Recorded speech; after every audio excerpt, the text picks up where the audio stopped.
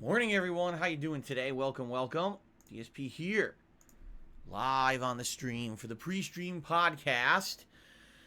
Episode, who knows, 20-something. I stopped counting, but I still number them on YouTube. I knew this would happen. I knew sooner rather than later I would forget the numbering. Today is Tuesday, the 28th of December, 2021. We are winding down to the end of the year, my friends. Only a couple days left in 2021. And, definitely good stuff this week. This week was a great streaming week for me. Today is the last consecutive streaming day of the week for me. Indeed, tomorrow will be my day off. Despite inclement weather here in Washington State, it actually looks like if I take tomorrow off Wednesday, I would have a better time than if I took off Thursday, because we're supposed to get more snow overnight Wednesday into Thursday. So, considering the fact that we had snow 2 days ago, and in 2 days it has not melted yet. It's been so cold that the snow has barely even dissipated out there, okay? I don't think I want to try to go out with even more snow on top of the snow. So I'm going to try to go out tomorrow and do as best I can. I would guarantee you that the main roads and everything out there are fine here in Washington. It's really just here where I live. It's a private community, and because we rarely get snow, we don't pay for snow removal. So it's a mess right here, right outside my house. But outside of that, once I get to the main roads, I think I'll be fine for the day. So, indeed, today is the last streaming day of the week for me. I'll be off tomorrow. Good day today in store for everyone. I'll talk about that in a moment. I have some interesting topics that I'd like to talk about here today on the pre-stream that, I mean, I'll be honest, yes, there's a few things that I've seen that have happened recently that have actually made me want to talk about a couple topics this morning, okay? That I feel that they'll be meaningful both to me and to you, whether you are a longtime fan of my content, or maybe you're just swinging by to check out Dark Side Phil for the very first time, all one of you, because I really feel this podcast will probably be viewed by 1 to 2 newcomers today, likely, you know, with the way that my content is. We all know, okay? But anyway,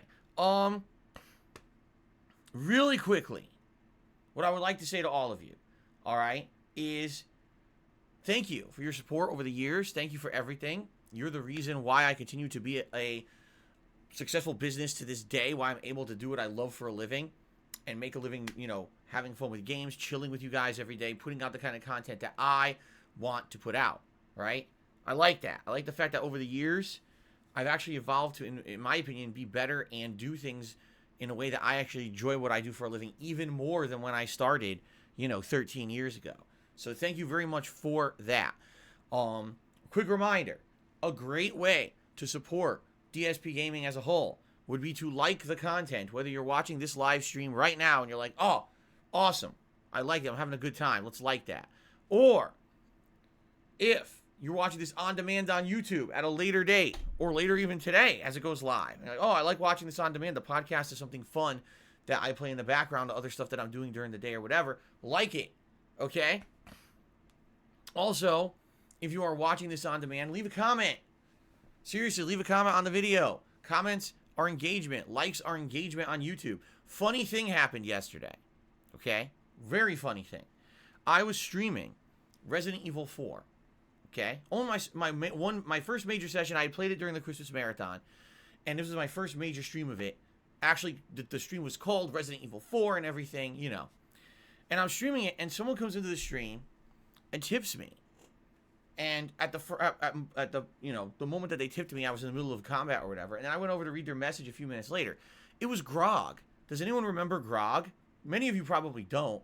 This is someone from my past. Grog was a Super Street Fighter 2 Turbo player, who myself and John Rambo were friends with and actually played with in competitive circles. One time we went to Chicago area and played against him in tournament, but then hung out with him. In fact, I've told the story many years that long ago, the first trip I ever did to Chicago there, I was making good money on YouTube. And I took them to a steakhouse. We went to a steakhouse together, and I paid for a very, very extravagantly expensive steak meal. The most expensive meal I've ever had in my life. Because I was making crazy money on YouTube at the time. I said, what the hell, let's just splurge and get something crazy.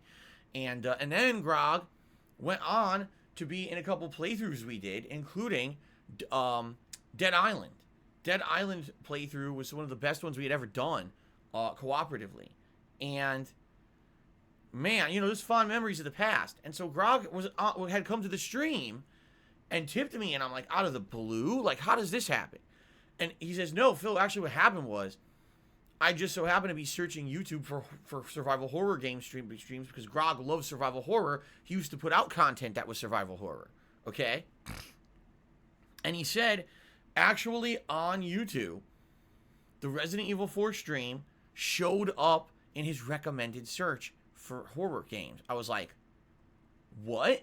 Now, I wasn't aware at the time. The stream had like 100 likes. People were really digging the Resident Evil 4 stream and had been liking it. Because people had actually liked the stream that much, it got into YouTube's recommended search for streams, and people were finding the stream as a result of the likes. You mean that's how it's supposed to work, right? Like, if people are enjoying content, they like it or they leave a comment on it, and then more people can find it. That's how it's supposed to work on YouTube, but especially for DSPGaming, it hasn't been like that in the longest time. DSPGaming, sadly, has been buried under a pile of crap for years and years, all starting back to 2015 when I got false copyright strikes against the channel for fan art. It was a calculated attack against DSPGaming by people who didn't like me. They had been submitting fan art for months, acting like, oh, it's fine, use it in your videos. So I did, and then they hit me with a ton of false copyright strikes, okay? This caused me to have to remove hundreds of videos from the channel that had the fan art in it to prevent further strikes. And when I removed those videos, per the recommendation of YouTube, it was YouTube that actually told me to do this, it caused the channel to lose millions of views that had been rightfully earned on those videos, and the channel got pulled out of YouTube's recommended algorithm. All right? So people would watch the content, like the videos, everything, nothing. I would not show up in anyone's search. No one could find DSPGaming anymore. And it went from being one of the highest recommended gaming channels on YouTube, because I had been around since 2010, 5 dedicated years of my life put into building the channel up, to becoming the most obscure channel. No one could find content on DSPGaming anymore. And way back when, you know, I used to be able to get, during this gaming season right now, this busy gaming season, right? The busiest time of the year for games. All the hot games came out in a short period of time. I used to get a large increase in viewership here on DSPGaming at this time of year. People would be searching on YouTube, oh, I want to see a playthrough of the hottest new game. And DSPGaming would show up in like the first 1 to 2 pages of results. And as a result, I would get, you know, good inflation of views. And a lot of those people would actually be retained. They'd come back and watch the content over and over after finding my channel. All of that went away in 2015. So imagine being a content creator, right? Starting in 2008, working your ass off all the way through 2015. So 7-8 years of your life dedicated to doing this. And then because of trolls abusing YouTube's copyright system, all of your hard work is just destroyed overnight because of false copyright strikes, right? And that's literally what happened to me here on DSPGaming. All right, one of the many times that I've had setbacks over the years. So now we're actually trying to build back. We're trying to build DSP back again to what it was. Now we're not building back better. We're not making DSPGaming great again. Let's stop with the slogan bullshit. What we're trying to do is let people know that I'm still here. I'm still live. I'm still making content. The content is better than ever. And you can come and enjoy it without having to worry about harassment and trolling and shit anymore, right? There's no more negative, disgusting, toxic comments on the videos. You don't see a slew of insane amount of dislikes on the content anymore because it's all been cleaned up by YouTube. They finally put tools in place to stop that bullshit. This is now a place you can hang out and be positive and have a good time. For the first time in many years. All right? So, if you like the content, if you're liking this stream, if you like this video, like it on YouTube. Literally click the like button. It actually helped. I couldn't believe it. Grog's like, I haven't seen you in years. And you were in my recommended feed, so I come by and, you know, I want to say hello, happy holidays. Here's a tip to support you. I was like, holy crap, man. First of all, it was nice to see Grog. I hope that he's doing well. But wow, it's working. I mean, little by little. You see, that's actually makes me feel really good, because that makes me feel like there's some hope. You know what I'm saying? Like, for a lot of years here on DSPGaming, I kind of had a defeatist attitude that it didn't matter how hard I tried or what I did, that my efforts to do anything on YouTube were basically thwarted at that point and were never going to be fruitful. And that's why I threw all of my efforts into being a live streamer over on Twitch and We know what happened with that earlier this year, you know. But now, the last 2 to 3 months, seriously, the positivity that I've seen on this channel with the people who love the content and still stick with me through thick and thin, to the newcomers who've come by and said, wow, this looks really good, and we're shocked that it's as good as it is, because, of course, people have been saying such nasty things about you for so many years on YouTube, it's hard to make heads or tails of what's true or not. So I came to check it out for myself, and oh my God, this is good stuff, right? So this is pretty awesome, and I'm really happy about that. I am. I'm really happy about that it looks like there may be potential for growth again, right? So please, like the content, leave comments. It's actually helping the channel. And once we all become used to doing this, right? Once this becomes a regular thing. Oh, watch a DSP video. I enjoy it. Like it. Leave a comment. Once this becomes common activity again, for the many people who watch my videos, it's going to help this channel tremendously. I'll give you an example. Right now, there's thousands of people watching Skyrim and Resident Evil 4. Thousands. That's not an exaggeration. The videos have thousands of views. If everyone who watched it just liked it, left a comment, it actually would jump this channel into search rankings. It would. But it's been so long since it's been a common practice with my content, I'm not shocked that it's not happening with more people. We just need to get that mentality back, you see? So thank you, everyone, for everything, all right? Now, let's quickly go through the schedule. Then what I'd like to do is talk about 2 important topics. The first topic is going to be about me and the future of me being a content creator and my mentality moving forward. And the other is going to be a little bit about some stuff that I've seen around this holiday that is very disturbing to me, that I hopefully can almost do like a PSA for you guys. All right? All right. First of all, schedule. Today, GTA 3 Definitive Edition continues. This will be my second major session of the game. I'll be honest, the first time we played it last week, I wasn't super impressed because, hey, it's GTA 3. It's the most outdated of all the games. It's the first major sandbox game. The missions themselves aren't that exciting. It's very primitive compared to how the series evolved in Vice City and San Andreas.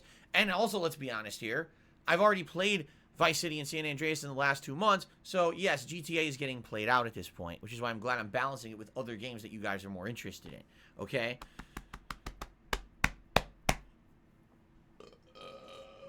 Excuse me. I felt that one coming, and I wanted to get it out of my chest. Sorry about that disgustingness. Okay. So, GTA 3 Definitive Edition. Alright? Definitely the graphics make the game look like a totally new game. At the same time, I don't know if really anything in the game is going to challenge us too much. From people who've already played this, they're saying basically the missions that were very tough aren't tough anymore because the game's controls are easier. You don't take as much damage. The checkpoint system makes it easier. You see what I'm saying? So, we'll see what happens. By all reports, GTA 3 is only about 9 to 10 hours long. Maybe I could beat it in 2 more streams. I don't know. I'm in no rush to beat it. At the very same time, yeah, GTA is kind of played out at this point. We've been playing it for a while. I'm still excited to play it today and, you know, go through the game a third time.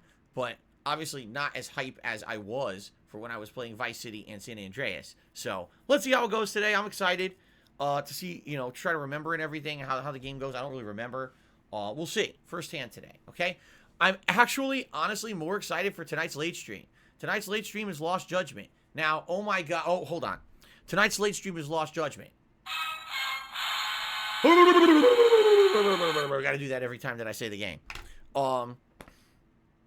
In regards to Lost Judgment, the game that we've been playing since it came out in September, we're finally coming to the end of it. Tonight, the finale of the school stories, where we're going to find out who the hell the professor is. We've only been trying to figure this out for months.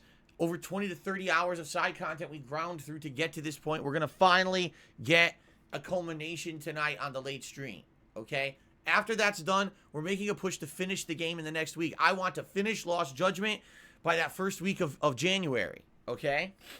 Once Lost Judgment's done, we could do the year-end series, which is the most disappointing games of 2021 and the best games of 2021. But we have to finish Lost Judgment first because it's going to be in those rankings, all right? So Lost Judgment tonight. I'm very excited for the late night stream, and I hope that you guys will join me for that at 6:45 p.m. Pacific time, as we will finally get our answers about the professor, okay? Tomorrow, I'm off, as I just explained. We're going to have inclement weather tomorrow night, so it makes sense for me to go out during the day, even if the stuff out here isn't super safe to drive, whatever. I'll tough through it. I've been through worse. Have a day out with my wife. And then when I come back on Thursday, It is the Elder Scrolls V Skyrim Anniversary Edition, continuing on. This stream will get a little bit more into the meat of the game. Last time around that we were playing, basically we were doing all the intro stuff, right? Oh, here's how you do your shout. Fight the first dragon and do this and do that. Now we're finally going to get into the meat of stuff, where I'll be able to choose, do I want to do side content? Do I want to just go straight to the guys who teach you about the shouts and stuff? You know, we'll be able to get into a good amount of the game, and I'm excited for that. I know it's going to be a lengthy and entertaining playthrough. I hope you guys will join me on Thursday. Thursday night, more Lost Judgment. Hopefully we get through the professor stuff tonight, all right? And then we can move on to the finale story of the game. We're in chapter 11 of 13. We can get through these chapters within 2-3 streams if we just focus on them, and that's what we're going to be doing starting Thursday night. Then on Friday, it is Resident Evil 4, another main gameplay stream of it on the daytime stream, and my weekly Street Fighter session returns for Friday Night Fights on the late stream to its regularly scheduled time.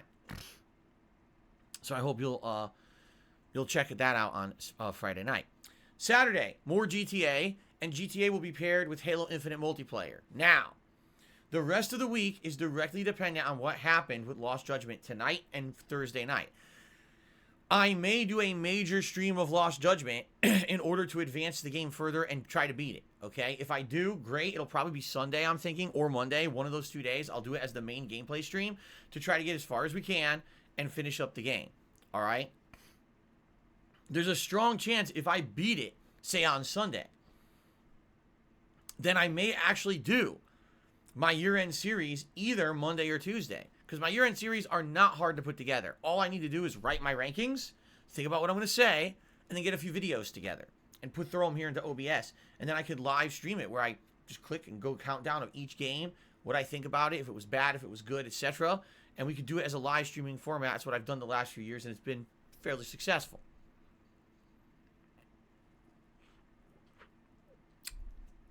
So it would obviously be nice to be able to maybe wrap that up that very first week, you know, first few days of January, year-end series done, right? That's what I would like to do. Now, if we don't finish Lost Judgment, then we can keep going with the other games, but I'd like to play it by ear. Let's play it by ear, and let's see by, like, Friday how we're doing with everything, and then I can have a better idea of what the schedule is going to be for the coming week. Fair enough? Okay, cool. Obviously, guys, at this point, with only 3 days left in the month of December, unless a serious miracle happens, like someone flooding the channel with people to come become members, it ain't going to happen. We're not hitting the monthly goal for December. There's nothing we can really do about that. I did my absolute best to entertain you guys this month, and let me tell you, views this month were actually up. Okay? So attendance and viewership was up. Engagement was up. I did my job. I don't know what else to do to make you become a member at this point. I guess it's going to have to rely on what games I'm playing. And that's the sad fact, is if there's more new games coming out in a period of time, more people will become members. Last month, there were tons of new games. We hit the membership goal. This month, literally no new games, no new members. I don't know what else to do about that. Okay? I really don't. I'd love your opinions. I'd love your input. But outside of, do members-only content, like, for example, do members-only streams of Halo Infinite. Okay, great. I could do that. But then everyone else is kind of asked out and can't participate. I want to do it, and I'm thinking of doing it in January, but is that really a reason to become a member just to play one multiplayer session? You know what I'm saying? With all the benefits you get for being a member, that very small benefit of being able to play with me like once ever, I don't think that that's like motivation to support the channel. It should be like, I really like overall the content of the channel. Let me support it by becoming a member. That should be the motivation. Not, I get something personal out of it one moment. You know? But anyway, it is what it is. There's nothing much that I can do about it. All right? I've done as much as I could this month. Obviously, the goal of doing a retrospective marathon event was not appealing to you, or else you would have become a member if you're not. You know, what can I do? Nothing. So next month, we'll go back to the drawing board and try some new stuff. Fair enough? Okay, good. All right, guys. I think I just want to get to what I want to get to. Remember, guys, as an independent content creator like I am, with no sponsorships, no partnerships, no associations with anyone, and certainly no one plugging my stuff, it's all about word of mouth. It's about you independently liking and leaving comments on the content, and crowdfunding. Things such as becoming a channel member, doing a super chat or a super sticker on the stream, or leaving a tip. All of those things help. Tip rewards that we have set is if we raise $50 in tips, I put on a pair of Gunner glasses. If we raise $100 in tips, you guys get to vote on a hat for me to wear on today's stream. And if we raise $150 in tips, I'll put on a vest for you. All right? Cool. It's out of the way now. Ladies and gentlemen, let's talk about what I want to talk about. All right? So, it has come to my attention, in the last few years in particular, all right, that when it comes to the subject of content creation, and when it comes to people who become popular as content creators of various types, because there's a lot of different content creation out there. There's people who just do like serious playthroughs of video games. There's people who do more casualized content. They're more interactive streamers, and they talk with their audience. They're not really worried about making a full playthrough of any particular game, right? There's people who have, basically, they don't do full gameplay or raw gameplay of anything. They just do topical pieces. Maybe they'll do a video talking about a certain subject, or, you know what I mean? Like, I think they call them like editorials, stuff like that. And let's be honest, there's people out there that make some pretty questionable content, drama, you know, all kinds of shit, just to basically stir up attention for themselves and try to basically prey off of the human weakness that people like drama and people like negativity and people like toxicity. And sadly, YouTube stirs that pot with the way its algorithm works, right? So over the years, I've seen many people make content on YouTube, on Twitch, and I've seen many people come and become very, very popular and prominent, and then I've seen some people go. What I mean by that is people who basically, for whatever reason, decide they're giving it up. All right? And there could be many different reasons why a content creator can decide to throw in the mantle. Oh, I give up. Throw in the towel. I'm giving up the mantle, taking it off. I'm hanging it up. All right? I'm done. Go. I'm getting out of here. All right? And I feel that there are some legit reasons why someone could do that. There's a lot of reasons why people do it and are pretty bullshit. It's quite interesting to me when you see stuff like that happen, because in a lot of cases, the people who are like that, who basically have to, you know, kind of give up, can be very, very different reasons. Okay, just being honest here.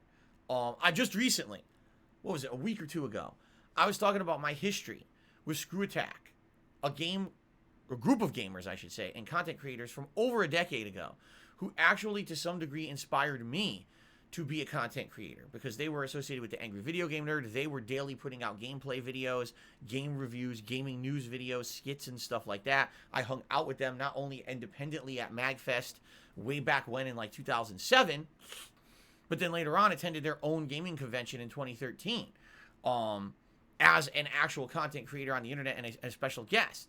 And I was talking about how the guy who had basically founded the whole thing, Stuttering Craig, over the years, had changed the business up many different times. Different aspects of the business had splintered and been sold. And I don't know the ins and outs of all of that. I don't. I haven't been involved with Screw Attack in a very long time. I don't actually know what happened. I hear all these different stories. Oh, the Screw Attack sold off Death Battles to make money, but then they became Game Attack, but then Game Attack split again, and then Stuttering Craig left Game Attack, and then for 2 years he did his own content, and then it didn't work out, and then basically, what I talked about the other day is I found out he had actually quit. He had actually retired. He officially had a retirement stream where he says, I retire from making gameplay content. And it's crazy to me because this is a guy who had been around for, like, no exaggeration, 15 to 20 years making gameplay content for the internet. Back before it was all the rage, before it was a virally popular thing to do on YouTube or Twitch to make gameplay content, he was one of the innovators of making gameplay content.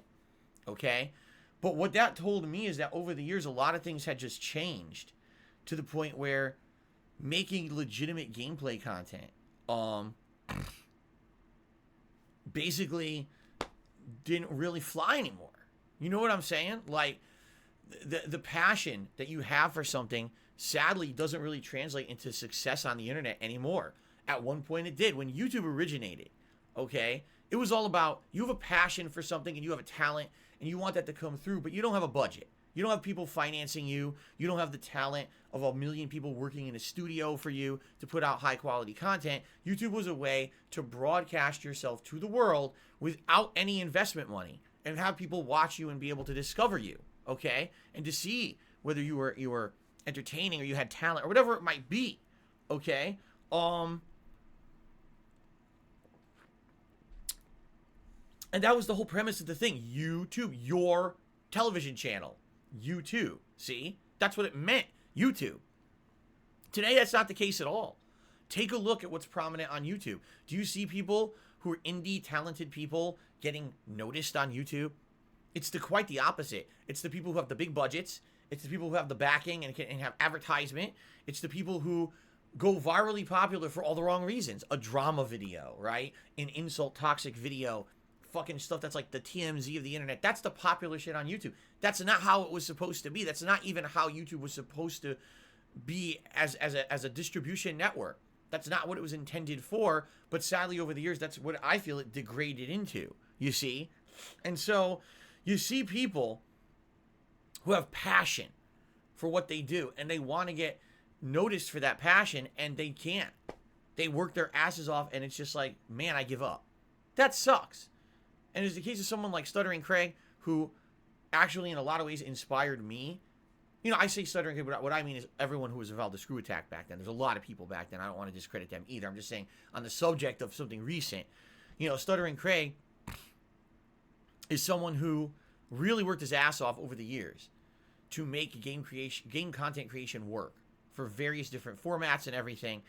And to see him basically have to throw in the towel because he couldn't even make it work anymore in any way. And he moved on. He's doing something completely different now, nothing to do with video games. And I applaud him for making that important decision for his own personal best interest and the best interest of his family. He has to make a living, right? But it's sad.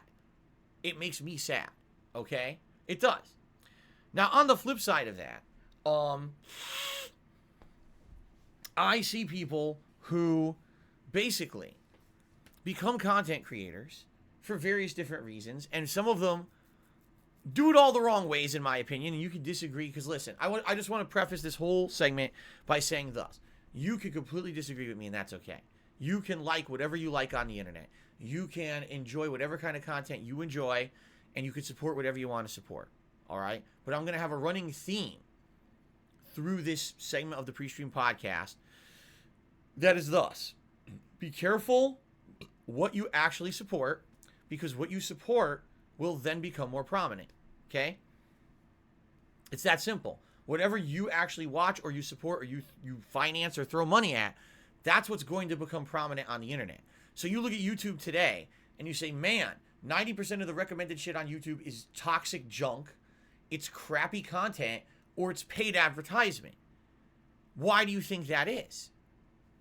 Because that's what people made mainstream popular. They watched it, they promoted it, they paid for it, they supported it, and that's what becomes the prominent content on the internet. Which is very different from 10 years ago when you would go to YouTube and you would find people who were passionate about what they were doing.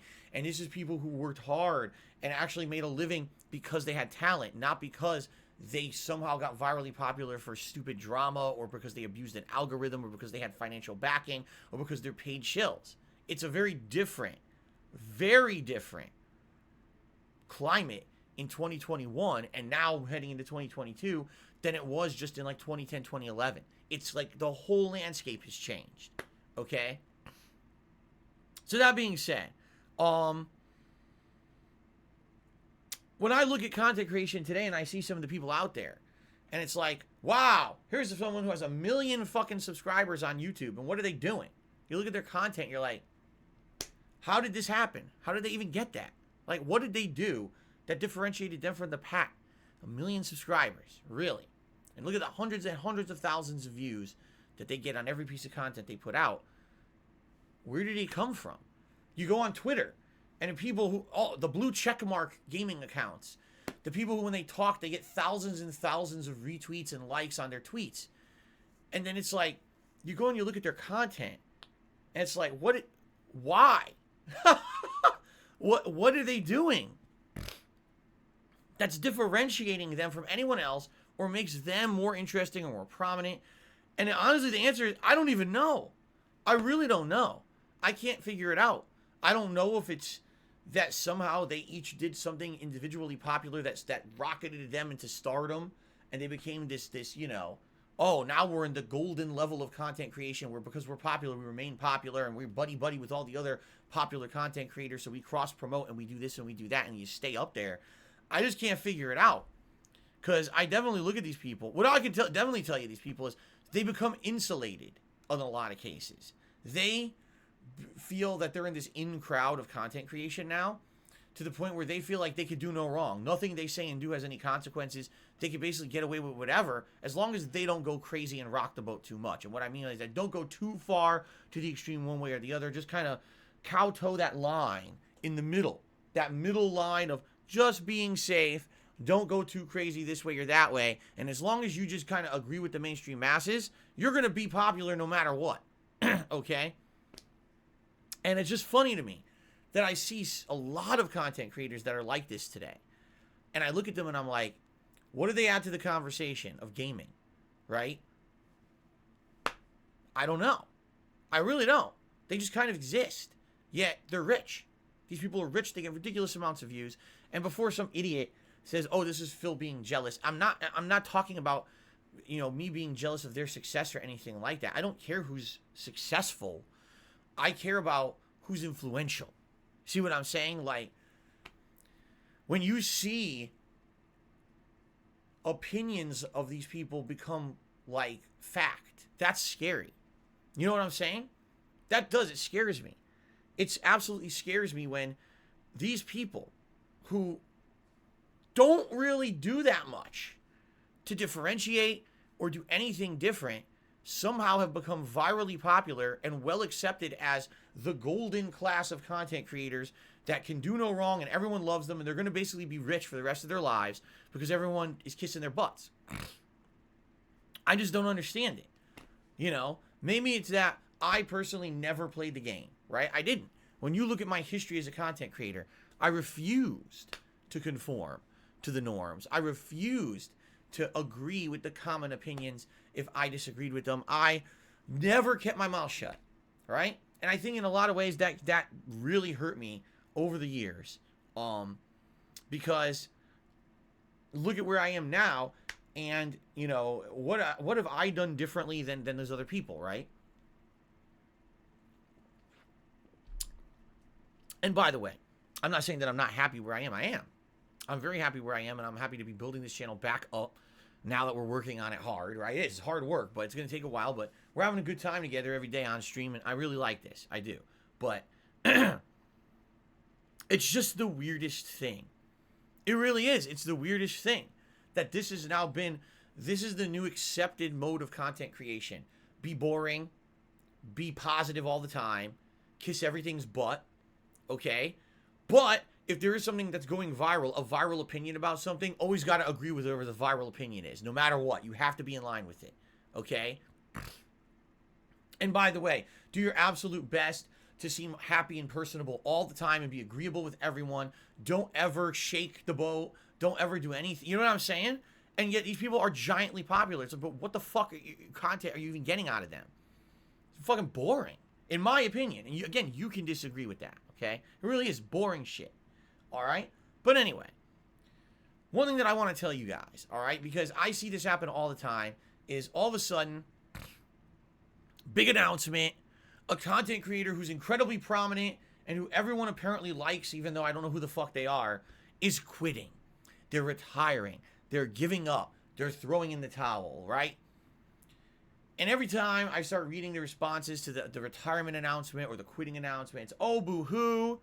Oh, this person, they worked so hard, and they're so unfair how they were treated, and yada, yada, yada. And I read the nonsense, and I'm like, are you fucking shitting me? Like, are you fucking shitting me? Them? They were treated badly. Them. I'm sorry, I'm probably the one guy who sits back, all right? And I see this crap happening, and I'm like, I have the one rare perspective out of all these other people who this happens. And by the way, this is, yes, obviously I'm saying this in regards to one thing that was virally popular yesterday on Twitter, But this is not in regards to just one particular person. I've seen this happen time and time again over the years. I have all this popularity on YouTube or on Twitter, and I'm giving up all of that. Why? Oh, because I said something stupid and I basically was like canceled, right? I said something dumb, or I said something that was unintelligent, or maybe I didn't think it through, or I said it in a bad way, and I was canceled. So because of that, I can't handle it. I can't handle the pressure, man. I'm giving up, or I'm crapping out, or in the case of some content creators, right? Let's be honest here. Take a look. Again, I know I bring them up all the time, and this is actually not going to be a negative way this time around, but PewDiePie. This is a guy who, for many years, was seen as the prominent face of video game content creation. Whether or not he deserved that mantle or even wanted it, obviously is up for debate. I personally feel that maybe he was railroaded a lot of times to be the scapegoat for stuff. Although at the same time, yes, him acting irresponsibly absolutely did hurt a lot of gaming content creators in the big picture. Okay? Just so you know. That's my opinion. But anyway, when he basically got thrown under the bus, okay, for saying the N-word in his content, outright. It wasn't like, oh, I accidentally said it, didn't mean to say, I was saying something else. He literally was saying it as it was intended to be said, and people were like, why the fuck would you ever use that word? Are you out of your mind? And then basically he got canceled. What happened to PewDiePie? Well, all his YouTube shows got canceled. He had Scare PewDiePie, and he had other content that was en route. He had a contract with Disney. All that shit got canceled. They just done. Okay? So basically, he had plans to be a big-ass, big-time producer of content. He was going to be involved in all this content. And because of the way he acted in that one video or that one stream, literally ruined all of that for him. All got destroyed. And he's angry about it, because like a year or two later, he was putting up posts and saying stuff in videos like, release Scare PewDiePie. I filmed the whole season, and I can't believe it's so masterful. It's great content, and no one will ever see it. It's crazy. He got, because now, did PewDiePie get canceled? No. Because guess what? He continued to make content. But what did he do? He basically mixed it up. Instead of saying, I just want to do raw gameplay anymore, what did he do? He ended up veering out and doing daily news videos and commentaries and things like that, to the point where he basically had to diversify himself from just being the gaming content creator after that happened. And he was able to still be successful. I mean, the guy, let's be honest, the guy was such a huge content creator, it didn't destroy him. But in some ways, it basically prevented him from doing what you could tell he had passion for doing. He was so upset that the shows that he was working on were canceled, and that was where he wanted to go. He didn't want to just be a dude yelling at video games all day. He wanted to actually do other content, and he got canceled because of what he said in a video. Okay? So in that regard, this happens to many content creators where there's a scandal that breaks. Okay? And they get canceled. And they throw in the towel, or they have to change up who they are or whatever. And I see it all the time. And again, this is not in particular. I don't actually know the situations to every single person.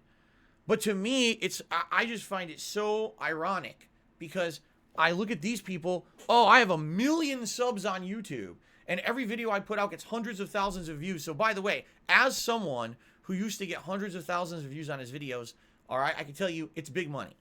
The ad revenue alone. All right? When you're getting hundreds of thousands of views on a video, the ad revenue alone on each video is tremendous. And then on top of that, when you're that large, you're getting sponsorship opportunities, you're getting all kinds of stuff on the back end, you're getting tons of money. So this is not a situation where it's like, oh, I say something dumb once and that's the end of it for me. These people, when you get to that level of popularity, you are insulated from being canceled. Not to say that being canceled can't destroy your overwhelming popularity, but what would happen is you basically be downsized to the point where your hardcore fan base is what you have left, and then you have to rebuild from scratch if you really did something stupid. Okay? Some of the things that I see people get canceled for these days, I don't even understand. I'm like, what? Like, this is the reason? Like, okay, the PewDiePie N-word thing, okay, that makes sense. That totally makes sense. But some of the shit, right? Some of the shit that I see is like, what? This is like the most innocuous bullshit. Like, what is this? And people literally had nothing to do. We have no lives. So because this is going to be the hot topic today, is that someone said something that we don't agree with, and we're going to twist it into something that maybe isn't even what was originally intended when they said it. But let's go ahead and, twist it into something so toxic and stupid that people will hate on this person, right? And by the way, how many times has that happened to me over the years? I couldn't even count anymore. Like, on a daily basis, what I say on this very stream gets twisted into something that it's not. I didn't say, I didn't obviously intend, but people do it every day to try to cancel Phil, right? Well, over the years that I've done this, I would say that there were quite a few times where people tried to cancel Phil. The earliest time was 2010, when I was on Blip TV, and I made very inappropriate, very hurtful, toxic Nazi jokes. I never should have done it. To this day now, I regret it. It was funny because back then, I was such a pig-headed, stubborn asshole. I was such a different person over 10 years ago that I thought that I did nothing wrong. Oh, Howard Stern made very similar jokes on his show, his radio show, and he didn't get into trouble for it. Why should I get into trouble for it for making this kind of content on the internet, right? Now I look back at that and I'm embarrassed at myself. I'm like, man, I was a fucking moron over 10 years ago. I was a complete idiot, an asshole. I shouldn't have said and done that stuff. I should have known better. I should be more respectful to people, right? Not everything should be the butt of a fucking joke. And I know that now, right? But back then I was an idiot. Back then everything was different. Back then the internet was the Wild West. No one really cared about what people said and did. Everything was a joke. There really was no cancel culture, which is what's weird is back in 2010, I got canceled. I did. I got kicked off of Blip TV. Within being there a month and a half, Blip said, you're out of here. We're kicking you out of our business. Go. You're done. All right? And I was pissed. Rightfully so. They were actually in talks with me at the time to make me one of the biggest prominent content creators on their business. I was top 3. The top 3 content creators on Blip at the time was Nostalgia Critic, Angry Joe, and me. We were the top 3. And I was only there for a month. And I was top 3. Okay? So they were actually setting up meetings. I was supposed to have a telephone meeting with them with upper management to talk about the future, how they were going to promote my content, how we were going to work as a partnership to try to grow Blip. And then they canceled me and kicked me off the site. Okay? Interesting, right?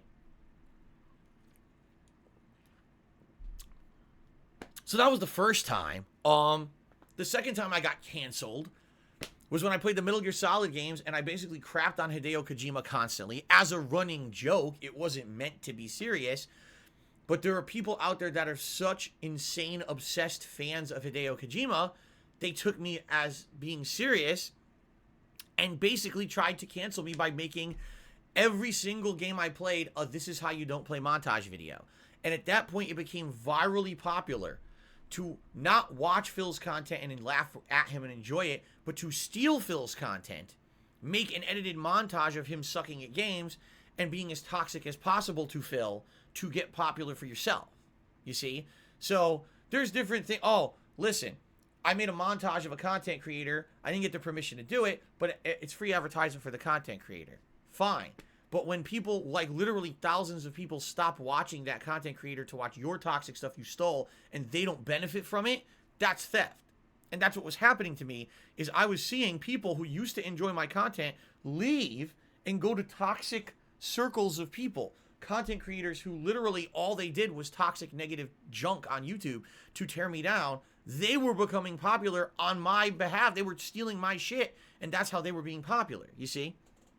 Now, admittedly, I could have definitely reacted to "This is how you don't play" in a very different way that would have not been so bad. But there's no guidelines of how to be a content creator. There's no textbook. Here's how you do it. It was all just going through it and living through it for the very first time. I mean, in a lot of ways, I was the case. If you look at my history of content creation and the mistakes that I made over the years, there was no right or wrong way. There was no way to learn from anyone else because no one else had been through it yet. I was the first guy going through all this shit, you see?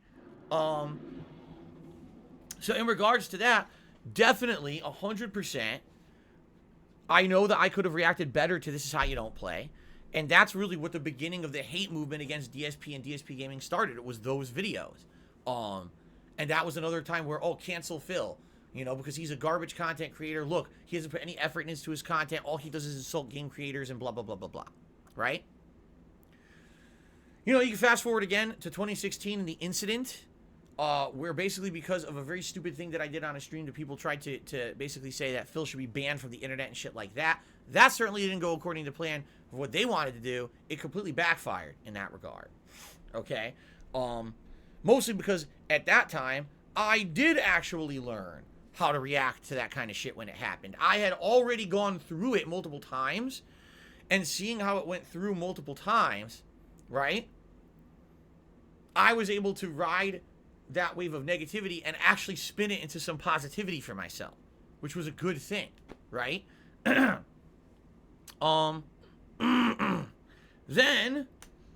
I would say the next time that someone tried to see what I mean? This has happened to me how many times over the years? How many times, right? 2018. In 2018, okay, Kat had just recently moved in with me. We weren't married yet, but she just recently moved in with me. And we had made plans to do what was called a staycation, where we were going to go to Seattle. And we were going to spend some time together in Seattle in a hotel. We were going to do various things while we were there. I didn't tell anyone what we were doing because I was afraid that at that point, literally the stalking online had gotten so bad, people were taking pictures of me walking through my local mall and posting them on the internet. It was creepy fucking shit that was going on. So I did this staycation where I didn't say what I was going to do, but we actually went to Seattle. And we had all these events planned. We were going to go to the Space Needle. We were going to do this. We were going to do that. And basically, in a nutshell, all right, in a nutshell, while we were on this trip to Seattle, everything went wrong. Everything. Every plan that we had fell through. You know, Kat was sick while we were there, so it sucked. We had plans to park a certain place, ended up didn't work out. We had to walk, and our feet were killing us the whole trip. We go to the fucking Space Needle. The Space Needle was under renovations. So we couldn't even do, you see what I'm saying? Like, it was a million things going on that just, it compounded into the worst case scenario for us. All this time and money that I had planned and invested in doing this nice trip for us, it was, basically the trip sucked. It was a kind of a waste of time, okay? So while that was happening, at that time, all right, there was games basically coming out that week. And people were like, well, Phil, you're not going to be here this week to play these games now. But did you know that there's other content creators who got these games early and are playing them right now on Twitch? And there's a couple that are getting thousands and thousands and thousands of views. And I'm watching and look, this guy just got like $1,000 tip playing this new game. And what do you think about that? What do you think about people getting games early and being able to play them exclusively on the internet, and then everyone going and watching their content and them making ridiculous amounts of money off of the fact that they were the chosen few who get a game early? All right, and I remember I made a tweet on my timeline. This wasn't like I went out there on someone else's timeline or I was making giant videos and crap all about this. But basically what I said was, and this was about, I think the name of the game was State of Decay 2. I think that's the game it was. Okay, and I think State of Decay 2, that game's a piece of dog shit, right? At the time, no one knew that. No one knew it was going to be a piece of dog shit, okay? So I had made a post on my Twitter, and it was something to the effect, and again, this is me paraphrasing and trying to remember 3.5 years ago, but I think it was something to the effect of, hey guys, you know, listen, I know I'm not here right now to play the game, and I heard that there's a lot of people who are getting to play it early. These people are shills. These people are getting the game early to promote it because they're getting paid to do so. This is not real content. This is actual free paid advertisement. You have to understand that that's what it is. Don't take that as legitimate gameplay. I will be here on Friday to play the game with you guys and show you exactly what it is, because you know when I do playthroughs, they're honest. I'm going to give you my honest opinions if the game is good or bad or whatever. Right now, anyone who's playing this game early likely is a paid shill, and you got to be skeptical of the kind of content that they're putting out. I wouldn't trust it. I'll be here on Friday to play it myself. That's paraphrased, okay? And basically, what happened was I got attacked by not just a few people, not just my haters, actual, like, big-time content creators. You know, blue check marks on Twitter, who have 1 million, 2 million subs on YouTube, who are some of the biggest live streamers on Twitch, actually responded to my tweet and attacked, even though I hadn't mentioned a single one of them. No names were mentioned in my tweet or anything like that. They actually attacked me and said things to the effect of, oh, DSP is an old grumpy man. This kind of attitude is why he'll never make it big and blah, blah, blah. Oh, look at him. He's such a toxic idiot. Why would anyone pay attention to what he has to say? The funniest part about it is, I was right. I was absolutely right. If you now look at back in history, State of Decay 2 was a piece of shit. The game sucked ass. It was not even nearly as good as State of Decay 1. The game ripped features out of the game that made State of Decay 1 great. They added in new features that didn't add anything. The gameplay mechanics sucked. The graphics sucked. The game was full of bugs. The game was actually a piece of garbage. And the people who fucking were paid to advertise it early in the week were paid shills. In fact, after my tweet, a few people, not a lot, but a few people actually responded back to some of the content creators who had been criticizing me and said, gee, isn't it funny that you're playing the game, but you're not giving your opinion on the game, right? One of them actually hit back, which I couldn't believe they did. I mean, talk about stupid, and said, oh, well, legally, I'm not able to give you any opinion on the game yet because of the review embargo. But once the review embargo lifts later this week, then I can give you my opinions on the game. So literally, the person admitted publicly, everything I'm putting out is a paid advertisement. Everything is a paid advertisement until the game officially releases. Then I can be a real person again. But literally, if you watch my content, before then, I'm paid to basically kiss the game's butt. They literally admitted it, in other words, but they literally admitted everything that I had said in my tweet was true. But they were trying to cancel me. They had thousands of people were retweeting and shitting on my tweet, saying, oh, look at this guy. He doesn't understand how the industry works. He's mad. This was the best one. He's just mad, okay, because he can't get this sponsorship opportunity. That's what a lot of people were saying. He's just angry and upset because he doesn't get that. Look, he's some little small-time content creator, so that's why he says shit like that. Right. Right. Ladies and gentlemen, allow me to explain something to you. I very, very, very much could have been just like those people. I could have. Over the years, I was offered many opportunities. I know how to play the game. You want to know what you do? Well, you get yourself a blue check mark, you get yourself a certain number of subscribers and followers on YouTube, and then you immediately start sending out feelers to the PR departments of the gaming companies. And you say, hey, look, I'm a content creator. I get this kind of reach. Hey, if you give me a free game, I'll do this, I'll do that. I'd like to work with you. And you get in on their PR departments. And next thing you know, you're getting games for free. You're getting invited to events. You're getting all this stuff. That's why you guys may see content creators out there who are much smaller than me, who actually get paid promotions, who actually get the games early or for free. People say to me all the time, why didn't you do this? Why don't you get that when this content creator has it? Because I don't bother. I am different from them. I am someone who is here to play games at face value, to be honest with you and transparent with you every moment of the way. That's who I am as a content creator. That's who I've always been. I am not a paid shill. I refuse to play that game. I would be much more popular. I would have much more money if I played that game. I don't do that. Okay? I refuse. Excuse me. Now, the funny part was I was so attacked at the time, 2018. I had to backtrack the tweet and delete it.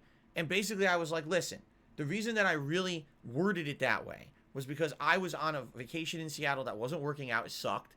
And I was kind of depressed about things that were going bad. And so I worded it in a way that was kind of not really offensive, but kind of like an attacking way towards people. And if I really want to say, I should, instead of attacking people, I should have said, well, guys, listen, I understand there's other people playing the games right now. That's one kind of content, but I'm going to do my own style on Friday when, you know, I'll be honest with you, come join Friday. If I just said it like that, instead of attacking people and outright saying, hey, look, anyone who's playing this game early is a paid shill. So fuck all them, come watch me on Friday. Then people probably wouldn't have been offended. right? But people were offended because of the way I said it. And I apologized for it, and I deleted the tweet. I was still right. Like, the thing is, after that week, 2 weeks had passed, and everyone saw State of Decay 2 was a piece of shit. And literally, people had bought the game as a result of seeing those advanced streams that basically made the game look good because the people were not allowed to criticize the game because of a review embargo. I was right 100 bajillion%. There was nothing that I said was wrong, but everyone wanted to try to railroad me at that time, right?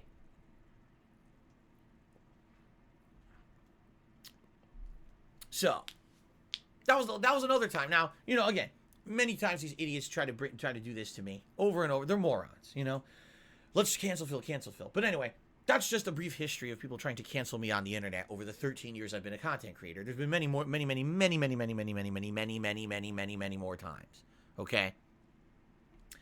So all that going on, I see people much larger than me, much more successful than me, much more virally popular than me. Why? I couldn't tell you. Again, sometimes I watch the content these people put out and I shake my head like I have no fucking idea why anyone ever watched this, but that's my opinion. I'm one person. There's certainly many billions of other people on the planet who have different opinions than me that probably like certain stuff that I don't, right? There you go. And then I see that, like, I give up. I can't take it. You know, people have spun it in a way where they're making me the villain. They're saying that I'm bad and my content is bad. And even though I have like over 1 million subs on YouTube and I'm still making hundreds of thousands of views a video and I'm still rolling in money, oh, I can't take it anymore. I can't take the criticism. I can't take this. I can't take that. The stress. Oh, the stress got to you, huh? The stress. Look at me. Look at my face. Look at my face. Look at my face.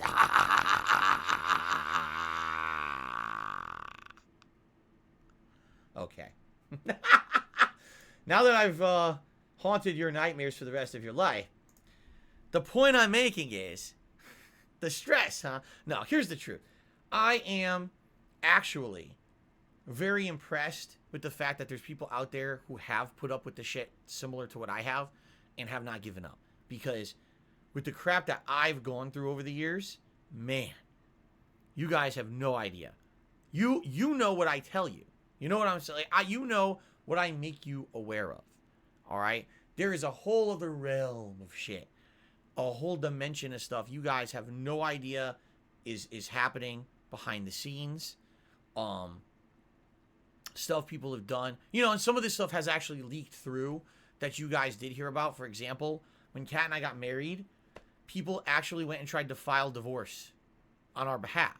We weren't involved, but they actually tried to, like, contact a legal place and say, oh, they want to file for divorce. They actually tried to get legal papers pushed through to get us to divorce without us being involved. Huh? I know. We were like, what? Oh, I know. It doesn't make any sense, does it? But this is one of, you know what I'm saying? Huh? But this is what I mean. And that's just the tip of the iceberg. That's just, if you think that's, wow, that's ridiculous. I can't believe that's going too far. No, that's like the lowest level thing that's happened. Seriously. That's like on the totem pole of fucked up things that people have done to me and my family as a result of me being a content creator on the internet and saying, oh, fuck Hideo Kojima, or, you know, various other things that have happened over the years. That's like down here, silly level. You have no clue what's up here. You don't want to know what's up here. Shit that would scare you for life. You know, seriously. Bad. Stuff that you wouldn't even know is feasible or possible has happened. Okay? And that's why I don't talk about it. Because if I talked about it, it would give it attention. If you give it attention, people think, oh, look at that. I got attention for the fucked up things that I did. Let me do more. You see? You don't. When shit like that happens, you basically just, you got to move on with your life. And listen, there's been a lot of times with the shit that's happened to me and my family that I've said, is it time to throw in the towel? I've actually probably about 4 different times in the 13 years that I've been a content creator, I sat down and I seriously looked at the situation in my life and I was like, is it time? Because, man, you know, here we go again. here it is, another fucked up thing, another thing that's so serious, and I can't believe it's happening, but it's happening. And how do I get through it? And once I'm through it, is it worth it to continue? Or is this the time when I give up? And say it ain't worth it, you know? Hold on 1 second, because it's actually, I want to open my window a little more, and maybe even turn on the fan. It's getting warm in here. I've been talking for so long. Turn this on low for now. Whew, yeah. So anyway, you know, it's just so crazy, living this life for as long as I have, that to me, okay, to give you some perspective, some of the stuff that's happened to me just recently, all right, I've had people who are not involved with the internet community. They don't watch, you know, YouTubers. They don't watch live streamers. They have nothing to do with any of that. And even they are aware of some of the fucked up things that have happened to me. And they said to me personally, you know, are you okay? Like, seriously, are you all right? With the level of shit now, how bad it's gotten, are you good? We see it from an outsider's perspective. We're not involved in the toxicity of the internet. We just see from the outside someone being treated like this. And, you know, how do you just brush it off? You know, when something like that serious happens to you, that bad, how do you just say, it's fine, and keep going? Because it's one thing, okay, there's one thing, wait, there's another thing, oh God, now there's, oh fuck, I'm like covered in spiders, what the fuck is, oh my God, you know, it just gets to the point where it just keeps happening and keeps piling on. At some point, does it break you down psychologically, or does it break you down to the point where you're afraid that there's something that maybe you won't be able to fix, right? Very well, one day that might happen, all right? Very well. I cannot promise you guys that something might not happen to the point where I do have to quit. What I would like to say is I've been through pretty much, at this point, almost every possible thing that could happen. Okay, I've been really through the ringer with a level of stuff that's happened to me. And at this point, I would like to come out and publicly say, oh, listen, guys, I am not going to allow myself to be canceled. I'm never going to give up. I'm going to keep pushing forward. Your level of support, your level of backing has shown me over the years that it doesn't matter what people say about me or how people treat me, how many people betray me. Because, man, there have been people that I trusted, you know, some people who I was close with, who over the years, you know, I thought were my friends, or at least a semblance of a friend, the closest that I could probably get with the kind of lifestyle that I was living, who literally just threw it all away. Fuck it. Fuck Phil. You know, they just didn't care. And, you know, it really gets crushing after it happens once, and then again, and then again, and then again. It's like, is this just gonna be history endlessly repeating itself? You know? And I look at the situations that my life and everything, you know what I'm saying? I don't know. For me, like, I just want to tell you, if I quit doing this, if I quit being a content creator, it's going to be because I actively make the decision, all right?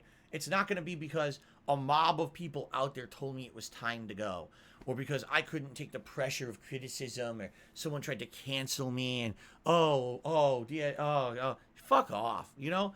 For me, again, that's always been my motivation in life, is when someone tells me you're not good enough, you're not strong enough, you're not, you know, you don't have what it takes, I look them in the eye and I say, no, I'm going to use all that vitriol, that hatred, that toxicity, all the times you told me I couldn't do something, I'm going to use that to fuel myself, to keep going, and to show you wrong, to prove you wrong. You know, 5 years ago, there were people on the internet saying, oh, DSPGaming is failing and going away, and Phil's going to go out of business and can't do it. Oh, I'm still here, bro. Still here. All your crap videos you put out about me, I'm still here, dude. You know what I'm saying? So, the way that I see it is, if ever I do retire, which eventually I'm going to have to, I can't do, unless I'm dead, you know, I do this on my deathbed, you know. The final pulse, what I'll do is on the screen, I'll have the pulse meter to show my heartbeat as it dissipates down. And I'll like, I'll be sitting in my deathbed streaming, the camera on my face. No, I think at some point, I'm going to have to step away from doing it, you know. It ain't anytime soon, by the way. I have no plans on stepping away from doing this anytime soon. But the point that I'm making is if I decide it's time to go, it'll be my choice. It ain't going to be a crowd of angry people, a bunch of cancel culture ninnies on the internet, a bunch of fucking haters. You know what I'm saying? None of that is going to ever affect me. It's going to be me deciding for myself, it is time for me to go. And I want you guys to know that. I want you guys to understand that. But at the very same time, I want you to understand that it ain't easy. Because I do go through so much shit on a daily basis that you guys don't even know about. You know, financially, the reason that I'm in the situations that I get into is because over the years, I did not play the game. I did not become one of the big approved content creators. I didn't become a paid shill. I don't accept those kind of opportunities to this day. I still get emails from indie game companies. Hey, our new indie game just came out. We can send you a free game code, and you could fucking cover it this way and that way, and we will pay you this amount of money if you make a video about it, and blah, blah, blah. I don't do that. You guys know that. You guys know I don't play that game. That's not who I am as a content creator, and that's not who I want to be. So you know you're never going to... Every time that you tune in to my content, all right, you know you're getting the real Phil. You know you're getting my honest opinions on things. You know that you're not getting some kind of bullshit. You know that you're not getting a paid advertisement. You know, you're getting the real deal, my real opinion or my real take on something. Okay? And obviously that's a great thing. All right? Obviously that's a really great thing. But it ain't easy. It's just not, you know. That's why when I see, oh, boo-hoo to the person who has the million subs on YouTube who gets literally thousands of dollars every time they put out a video. If they could be farting and put out a video and make $1,000, right? Oh, I'm quitting because earlier this year I said something really stupid. And instead of reacting to it in a way that was rational and mature, I just very dog-headedly defended myself. And cancel culture canceled me. And here I am at the end of the year and I haven't recovered. Boo-hoo, I quit. Wow. Okay. You know, I hate to say it, but people like that, and again, I'm not specifically addressing any person or situation because I've seen many people do stuff like this over the years. They never had their heart in it anyway. Because if they did, then one of two things would either happen. Either they would actually actively look back at what they did and say, maybe I did do something wrong. Let me see if I could figure out what it was, change that behavior, and become a better person. Or you become so adamantly defensive that you were doing the right thing that you would actually motivate yourself to keep going anyway, right? If you're someone who just quits like that, that means that you never had your heart in it to begin with. Really. Where was the passion, right? There's too many people out there today who do it for a paycheck. And you could tell the people who do it for a paycheck. You want to know how? Because this actually transitions me into the next subject. Is I'm on social media, as you know, all the time. I'm on Twitter, I'm on other places. I'm trying to read news articles about games and stuff. And then I see it. Here's a person who's supposed to be a gaming content creator. Oh, they're a prominent live streamer. They're a prominent YouTuber. They got the blue check mark, right? And here they are. Oh, everyone should go shop at Walmart this holiday season. Here I am on with my gaming headset and my gamer-themed gloves and a keyboard and a gamer chair and a monitor, and I bought all this at Walmart. Everyone should go buy stuff at Walmart because it's a great company. Hashtag ad, hashtag advertisement. Okay? And when I see that on Twitter, every time I see hashtag ad, I do click block. Hashtag ad equals click block. Because when I see that shit on Twitter, you know what that tells me? This is a person who does not care what they're saying to the public, does not care if they influence anyone in a positive or negative way, as long as they make a buck. As long as that dollar is coming in, they do not give two fucks about what the repercussions are of their actions, right? Do you really think that content creator regularly goes to Walmart to buy their electronics? Do you think that person has actually even stepped foot into a Walmart in the last 10 years. I find it very hard to fucking believe. But what I see is that you basically get paid to lie. And you have now made it in business to lie. And I don't care about you. And I'm not kidding. These are some of the biggest, most prominent content creators out there who are doing this kind of shit on a daily basis. It's the Christmas season, and you're going to spam my fucking Twitter feed with ads? You're a content creator. You're supposed to be someone who's respected, someone whose opinion is valid, not your advertising junk to me, like every other fucking ad on TV, every pop-up ad on the internet. You are fucking so ridiculously disingenuous when you do that shit. You've completely destroyed your credibility when you do that shit, when you take the paycheck. I've never been about that. Never, ever. Look at the very few times that I've ever accepted a sponsorship opportunity, right? Loot Crate, where after doing it for 2 years, they kicked me out of the program because no one was buying Loot Crate under my affiliate code because I kept saying that their boxes sucked because they did, right? You know, that's what I mean. Those are the things I get. Or, you know, some of the things that I do. If I'm going to accept any kind of a product, I tell the company, listen, you give me the product, I'm going to review this product honestly. I'm not going to kiss your butt, man. If the product's good, I'm going to say it's good. If there's things I don't like about it, I'm going to say it. And every company that's ever given me a product to try has accepted that. Okay? And I'm glad, but then again, they're few and far between, and usually once that goes through, then people harass that company and it all goes away anyway. I mean, that's just what happened last year with Hori. That's what happened many years ago before that with other products, you see?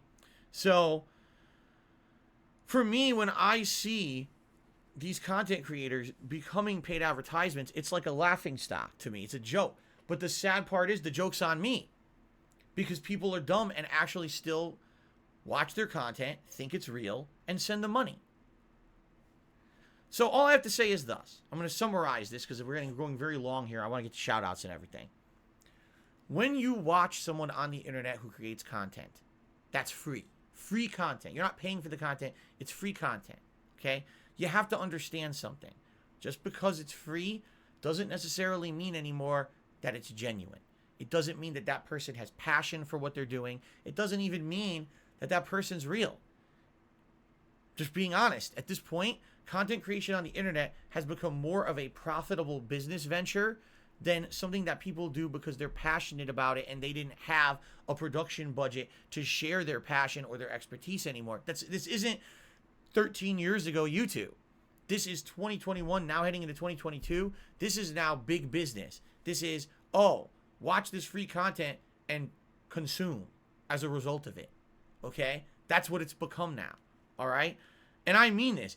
Anyone who you see out there who is saying, this whole video is a paid advertisement, #ad, or, I got a game a week and a half early, but I can't say anything about the game in my content because there's a review embargo. So all I'm going to do is sit here and play the game and act like I like it for 2 weeks, even though the game's a piece of dog shit. Please buy the game. You know, you have to be careful. You do. About what you're watching and what you support. And here's the perfect example why. I'm going to give you 2 really good examples why. All right? I want you to look at Fortnite, and I want you to look at GTA Online. All right?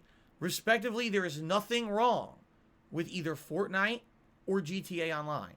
In their own rights, they are virally popular gaming sensations. They are games that have a huge following, a social following, bajillion-dollar profit. They really are sensationally, amazingly huge dynamos in the gaming industry. I am not here to say a negative word about either of those games. However, what I am here to say is take a look at what happened as a result of the popularity of those games. When Fortnite went virally popular, even though there had been all these battle royale games that had come before it, when Fortnite became so profitable and popular, what happened? Every fucking game put out a battle royale mode. Every fucking game. Entire franchises that used to be based on a different kind of gameplay, changed their franchises to be Battle Royale to profit. Look at Call of Duty, where the focus no longer is on the competitive play, but on the Battle Royale mode of Warzone, right? Can we all agree that that's the case? What happened to Call of Duty, right? It became Battle Royale now. No one really even talks about the standard multiplayer, which used to be the only thing that was Call of Duty. Now it's all about just Warzone, right? Now let's look at GTA Online, okay? There's nothing wrong with GTA Online. The thing that's wrong is that because GTA Online became so virally popular and so profitable for Rockstar, that Rockstar decided we're just not going to care about anything else anymore, right? We're not going to make any expansions for GTA 5. We're not going to work on GTA 6. We're not even going to put effort into making Red Dead Online any good. We're not going to put any effort into a definitive edition trilogy remaster of our classic GTAs. We're just going to re-release GTA 5 7,000 times and keep milking it and just roll in the dough. You know, people were so excited for games like Bully 2 and what happened? That Rockstar has fallen apart and become GTA Online the company. Why? Because the game was virally popular and made so much money. And some people are like, well, there's nothing wrong with that. You may think that, but here's the problem. Look at the game industry as a whole now. How many companies just copy other companies trying to make money by copying their formula, which is exactly what happened with Fortnite. Copy the Battle Royale, try to make money rather than make anything meaningful or even artistic or original. Just copy and paste to try to make a profit, right? Look at GTA Online. This is the only thing Rockstar cares about now, and all the other stuff has gone by the wayside for how many years, and now we get no good games out of that company anymore, right? So if you have issue with that, if you don't like that every game is Battle Royale and that Rockstar basically faded into obscurity except for GTA Online, do you see why? Because people supported so much the bad practice. So much. You have to be careful with what you spend money and time on in this world. Because even though you might say, oh, it's innocent, it's harmless, let them have their fun, but that becomes what the industry focuses on now. All right? If the most prominent content creators on the internet are paid shills, there will only be paid shills in the future. Absolutely no one else will ever be able to get noticed. Every person who puts out content of gaming will be paid to say a game is good or do a hashtag ad. That will become the industry if you allow it to. If you support these people, if you basically make it that the norm, then that will be all you see. You understand? Like, I urge you, I really do. I urge you when you're watching a content creator. And by the way, I'm not saying only support me. There's a ridiculous amount of people out there who have passion and love for the industry and for what they do. They're lifelong gamers. You can tell it comes through in their content. And by the way, most of them don't have 1 million subs. Most of them don't have thousands of viewers. Most of them aren't rolling in advertisements and promotional opportunities. All right? These people deserve more. And instead, what I see is people just piling on to what's already popular. For what? Right? For what? Watch their content and tell me they're doing anything better or different than anyone else besides, oh, they have the views. Right? That's what I mean. Like, the moment, and I mean this, the moment that I see hashtag ad from a content creator on Twitter is click block for me. I don't ever want to see another fucking thing out of them at all. Because the moment that you told me that you're going to waste my time to advertise a fucking product that you did not buy, you don't care about, it's obvious you're accepting a paycheck for something and you're being completely disingenuous, that's the moment that I don't have to ever listen to you ever again, because you've shown me that you're a shill. And you're not worth my time. My time's way more valuable than to be talked to as someone to consume. You know what I mean? That's my opinion, though. And you can completely disagree. You can, and that's okay. I'm of the opinion now, I've been around long enough that I'm of the opinion that you can disagree with me, and that's okay. If you like that kind of paid shill shit, go watch it. Go support it, man. I can't stop you anyway. But I'm telling you, just like with Fortnite, just like with GTA Online, this is what happens to an industry. All right? The industry of content creation. You're going to end up with a bunch of people with millions subs, hundreds of thousands of views on everything they do, but everything they do is crap because they're all just paid shills that you supported because you just supported them because they were popular, not because they put out something good. The moment that someone tells you your time's not valuable, you're just someone to be advertised to, is the moment you should close it. Bye, forever, never coming back. And that's that. That's all I have to say. All right, let's do shout-outs. Let's see here. We've got Need for Beans who did the first super chat of the day. Thank you very much, Need for Beans. Zoya did a super chat and said, Craig failed. You got to evolve to survive like me and you. Craig definitely changed a lot over the years. Now, again, I haven't followed the guy. I'm sorry, we're talking about Stuttering Craig again. I didn't follow the guy from the very beginning. I don't know the true story of the ins and outs of if he had falling out with. I don't understand why he would have ever left Screw Attack or sold Screw Attack and then made Game Attack and then left Game Attack. I don't know. All I know is I know the guy's talented. I know the guy's incredibly dedicated and a hard worker, and I was sad to see him go. That's all I can say. Jack did a super chat to share the roast recipe. I want to see if it works. I don't have it. My wife did, and I'm sure she deleted it by now because it sucked. She's talking about our Christmas roast recipe that went bad. Gorilla Pimp did a super chat says, do a top 10 worst things that happened video. No. No, because like I said, the moment that you give these people attention for the things they've done, that's what they want. You understand that, you know? The reason that people do nasty things is because they want attention for doing something nasty. They want to feel like there's recognition or they had an impact on someone in some way. They don't care if it's a positive or negative impact. They just want an impact on someone's life. And the moment they feel that they've had that impact is the moment that now they feel enabled to do more. That's why you don't do that kind of shit, okay? Let's see here. Gorilla Pimp to the super chat says, you're not strong enough. Go bench 450 pounds. I don't know about that. I don't think that's the kind of strength we were talking about. I think we were talking more about mental and emotional fortitude. Being able to put up with the stress of the shit that I've been through. And the fact that there's people quitting from content creation who haven't been through a hundredth of what I do. Or what I've been through, I should say. You know? And to them, oh, woe is me. Me and my million subs and all the money I'm rolling in on YouTube. Oh, boo-hoo. Cry, cry, cry. I gotta quit. Okay. Sure. You really had passion for what you were fucking doing. Right. That's why you're quitting. All right. H-Bomb is the first tipper of the day. And says, being a variety streamer, I'm curious if there's franchises you won't play or just don't like, excluding sports games. Happy New Year. Like a particular franchise that I refuse outright to play.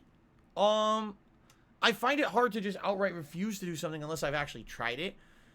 Unless there's a consensus from my viewership that it's just not worth my time. Personally, no. Like, I'm trying to think in my head, is there anything that's popping in mind that I'm like, no, it's completely off limits, and I won't even try it. Well, I'll give you an example. Everyone says, oh, well, he won't play Code Vein. The reason I won't play Code Vein is because I played Code Vein. A lot of people don't want to admit. I played the beta. And the beta was a very anime-ish, washed-out Dark Souls. It just didn't have anything really unique to it. The main stage was kind of boring and easy, and then the challenge stage was way too hard, and there was nothing fun about it. And I know that if I played it, the game would just be a boring grind and not very entertaining, yet people want me to play it because there's anime boobs in it. That's what it is. It's anime boobs. And people are like, oh, anime boobies. You want people to react to the boobies. I don't care. It's a waste of... I know it would be a waste of time, so I won't play it. I did play the beta. I knew it was bad based on that. Outside of that, I'm just trying to think, are there any franchises I outright have denied and said I would never play? Oh, I can't really think of anything at the top of my mind. But likely my viewers would remember better than me. Okay? Let's see here. DSP the Playa Hater tipped $1.50 and says, stop hating the player, hate the game. These people were just like you before they blew up. They just adapted. Well, here's the thing. And I actually agree with you. As I've said, there doesn't seem to be, at least when I did it, there was no playbook. There was no historical way to follow how to do this right. As a content creator that's becoming popular, how do you behave? How do you conduct yourself? What opportunities do you take? What do you turn down? None of that existed. There was no history to follow of someone doing it to know what's good and what's bad. What I would urge is for those who maybe are getting into it, look at what's happened to me over the years, the mistakes I've made, learn from my mistakes, please, and don't repeat them. The thing is, there is now a track record of people who've done this stuff. You can learn from the mistakes of others, people who've now done it for the last decade, and you can do the right and wrong things based off of the things that have already happened, okay? There's definitely a better way to conduct yourself and stuff, and I've learned over the years how to be a better person, but I certainly made tons of mistakes as well on the way. So, for me, I had nothing. I didn't know what to do. I didn't know how do I adapt, what do I do, right? What's right or wrong? I tried to stay true to my heart and be the kind of content creator that I could be proud of, that every day I wake up and I'm like, man, I'm happy with what I did yesterday, you know? But I don't know. There's some people, I don't think they have that kind of moral compass. They're just, to me, as long as I made a paycheck today, I don't even care what I did. I mean, if that were the case, if people had a moral compass, half the drama channels on YouTube wouldn't even exist, you know? Shadow X222 to the $1.50 says, so people shouldn't play games like GTA Online or Fortnite that are problematic, even if they're fun. Nobody, the ball's in Rockstar's court. No one said no to GTA 6. No. See, again, what did I say? I did not say GTA Online is a bad game. I did not say Fortnite's a bad game. I said, as a consumer, as a gamer, as a part of the industry, the moment you spend $1 on gaming, you're now a part of the industry, okay? Unless you just don't care, all right? Which is fine. If you don't care, you don't care. But if you actually care about the gaming industry and the future of gaming, you have to be conscious about the repercussions of your actions when you spend $1 on anything, okay? Fine, enjoy GTA Online. That's fine, all right? You can do that. But if you're a major proponent of that game and that game ruined Rockstar as a single-player game developer, I mean, it's just cause and effect, man. You know, it's part of being an adult is realizing that, sadly, the world isn't as black and white or as good and evil or as nice as people make it out to be. That, you know, oh, this is a great game. I really enjoyed it for many years. I'm glad I played it. Oops, I accidentally destroyed an entire industry of games that's from this company that, you know, all their IPs are dead now because GTA Online printed the money and they decided not to work on anything else. Oops. But you see, like, that's just part of, like, growing up. It's a part of life, is realizing these things. I certainly didn't realize it either when I was younger. And now I do. Now I have to look at the big picture of everything that happens. And I'm like, wow. You know, why are half the AAA games out there shit? You know, why is every company trying to make a battle royale? Why is every company doing the same thing? This is why. You know? I'm not saying you blame the individual gamer or whatever. You don't. But you have to look at this from a big picture perspective and understand why things are how they are. If you support content creators who they're chilling constantly, and you think that's okay, oh, that's just part of the game, man. That's part of the business. That's part of it all. Just accept it. That's all you'll get. All you will get is the talking head, fake paid shill characters on streams. You won't get a real gamer. You won't get anyone with a valid opinion or nothing. You'll just get people who just want to fucking make a buck every stream. You know? What do you think's gonna happen? That's just cause and effect. I'm sorry if it like is Shadow, I don't want you to feel bad, because that's not my intention here, but the point is to be more conscious of what you're doing, because whether or not you intend it, these are the consequences, you see? Gorilla Pimp tipped $1.50. By the way, I guess here's the best way to actually to maybe say it. Every person who ever shopped at Walmart didn't intend that all the local businesses around Walmart would shut down because Walmart became popular. Right? When you walk into Walmart and you buy something because it's a good price, are you trying to say, fuck all the businesses around here, I hope they all go out of business? Of course not. But that's what happens. And that's what you have to accept. You have to look at it as an adult and say, that's a direct consequence of me giving business to Walmart, is all the better local businesses go out of business because I wanted to save a buck. Gorilla Pimp tipped $1.50 and says, please play FIFA, Madden, 2K, NBA, and Fortnite. You get so many tips and chats and subs. Trust me, I know gaming. Shout out to Turtle Dude, Carlos, Cool Dude, Kevin, I Love Indian Curry, 672, and Cat and Jasper and Orange Cat. Thank you, Gorilla Pimp. Kills Up tipped me $1.50 and says, why don't you spend more time interacting with your fans and learning what they enjoy instead of going on long, pointless rants? Because as you know, I don't actually interact with my audience ever. I don't talk with them. I don't play games that they want me to play. I just talk all day and rant. Wow. Les Versold to me, $1.50 says, did you hit your stizzy pen when you go on break? Yes. What? What? Les Versold did another $10 tip. Says, you're an average Joe Schmo gamer. How are we not to follow your life guru advice? My life guru advice. I don't know if anyone's ever said that I'm a life guru before. I really don't think that I would ever call myself that, nor intend for myself to be, you know, pushing that way. Anyway, let's see here. So 1, 2, 3, 13. It's going to be 17 because I got another tip that just came in. And this tip is from Schultzy, who tipped me $4.20 and says, will you ever consider going back to Subnautica or a standalone expansion below zero? It was one of the more unique and fun games that you played. It was pretty chill to watch. And now runs at 60 frames per second on next-gen consoles. Honestly, no, it was boring, man. Like, I think Subnautica was fun. Maybe the first 2 or 3 streams I played it as I was learning the mechanics and I was exploring, and it was a creepy atmosphere. I think the stream that really did it for me, if you remember, there was a stream where we just went as deep as possible underwater. We went to these underwater caverns with these big monster fish, and we saw these different corals that were colored. We saw a big skeleton of some creature under the water. We found an underground alien base. We got basically we got all the things for the prawn suit. And I guess what the prawn suit is supposed to allow you to do is like walk on the bottom and do all this mining and stuff on the bottom of the ocean floor and all this stuff. Basically, the problem for the game for me was that I felt I got to a point where I had seen most of, if not all the stuff that was going to be interesting. And it felt like the rest of the game was just going to be a grind. Like, oh, now you grinded 3 separate sessions to unlock the prawn suit. Now use the prawn suit to go grind more and get more resources to do the next thing that you'll do to grind more. You see what I'm saying? Like, I felt like it had reached its logical conclusion of fun. Like, if I kept playing it, yes, I definitely could have made advancement in it, but I would have just been bored.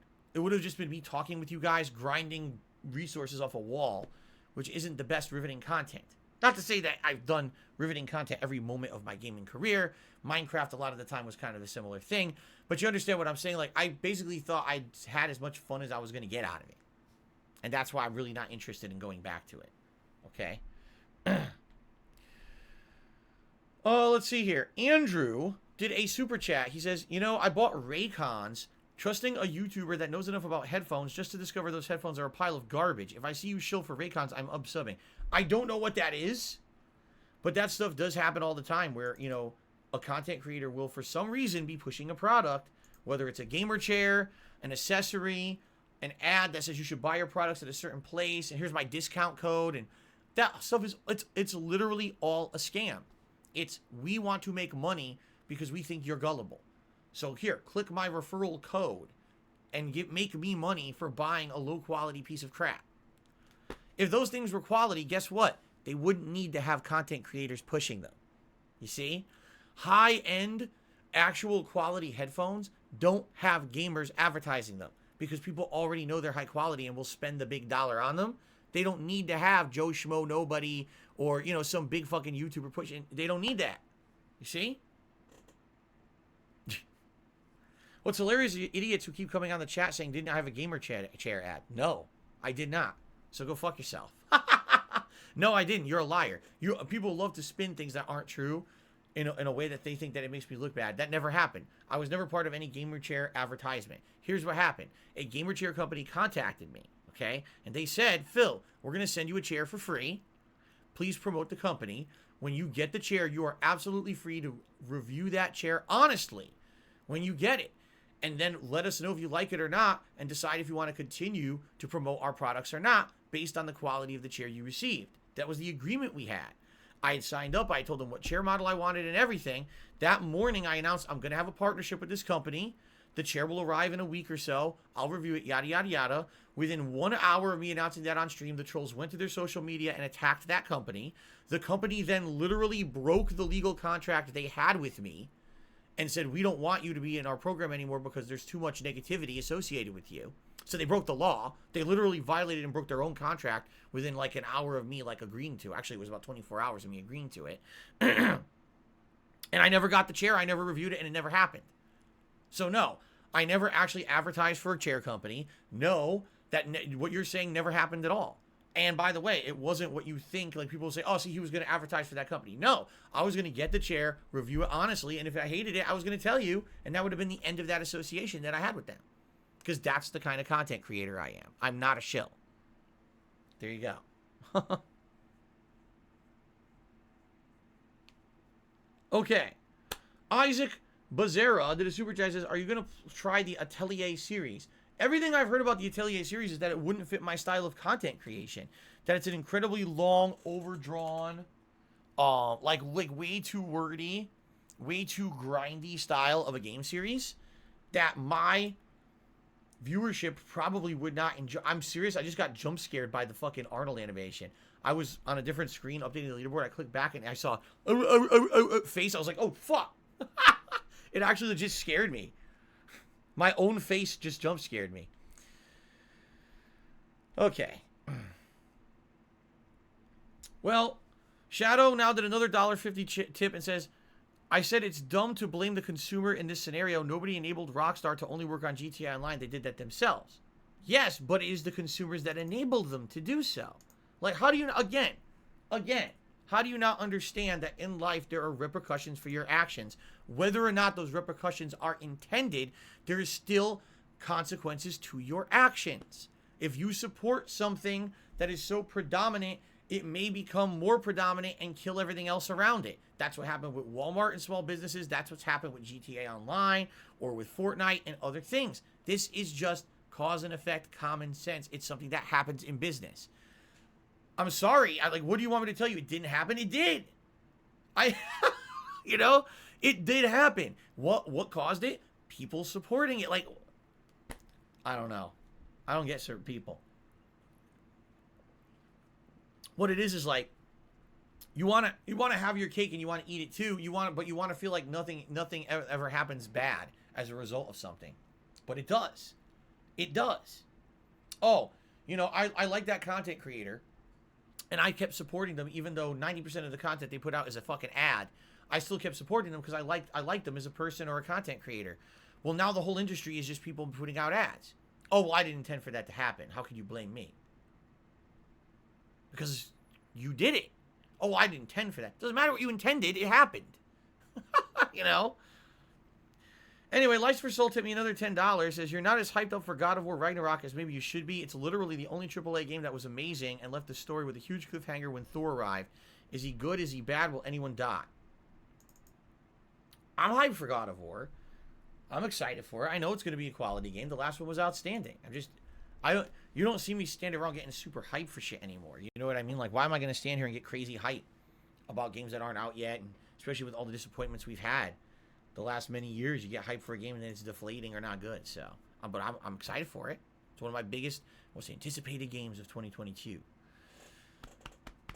Killzop took me $1.50 saying, I'm not a content creator. I'm a reaction streamer. I mean, once you get that level of stupid, I don't even think you need to, like, respond to it. So, all right. I think we got through everything, guys. Let's end the pre-stream, and let's get started with Grand Theft Auto 3 Definitive Edition, shall we? Thank you. Yes.